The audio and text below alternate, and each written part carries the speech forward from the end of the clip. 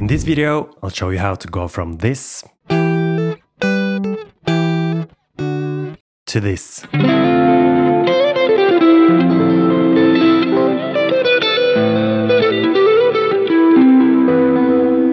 Following 5 simple steps. I will be using Logic Pro, but you can of course use any DAW. You can also transfer these steps to a real amp situation. The principles are the same.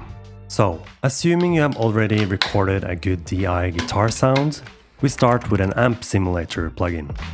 But which one should you use? I've tried more than 20 different amp sims, and I personally think Neural DSP as the ones that are closest to the real thing. You can get amazing sounds with free or stock amp sims as well, that might require some more tweaking. And not all are that good. Neural DSP Plini sounds really good straight away, so I just adjust the sounds to my liking, and I also add some light compression here.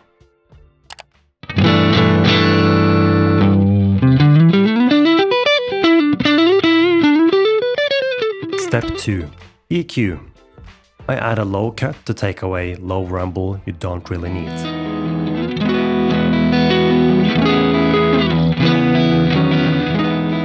I usually cut off everything above around 4K if I'm creating a song with only guitar, and since a Strat is especially bright.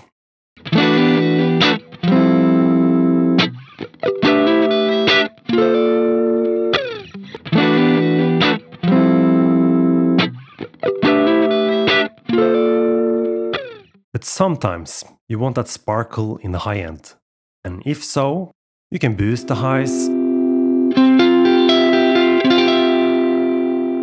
or just leave it alone. Your EQ will depend on your guitar, so the secret is to use your ears.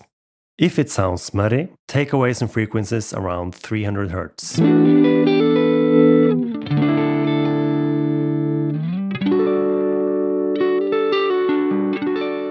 If it sounds very harsh, try to take away from around 3 to 4K.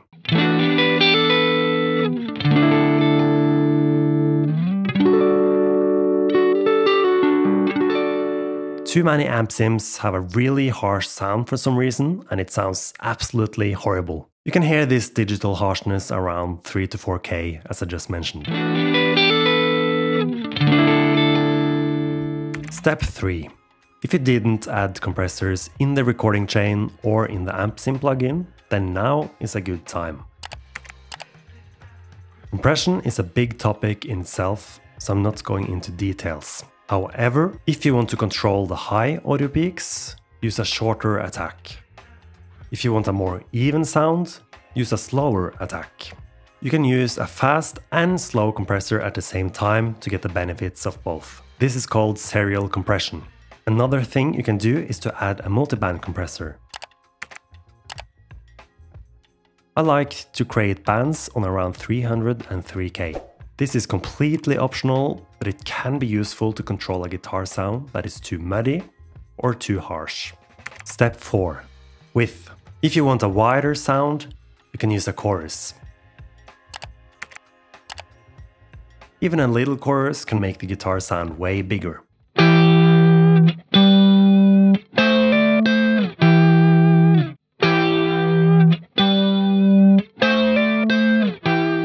And it's really simple to use. Step 5. Space. I like to use one big reverb. Some of my favorites are Arturia Rev Intensity, Native Instruments Rome, and Valhalla Vintage Verb. I've been really into the Arturia reverb lately, but for the most versatile reverb, it's impossible to go wrong with a Valhalla Vintage Verb. I like to use a long decay for bigger sounds, take away the lows, and some highs.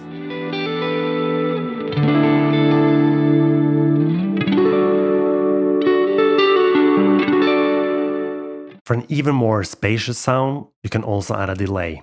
Again, I like to remove the lows and highs, and here I use a medium-high feedback and a medium-long delay. This blends really well with a long reverb.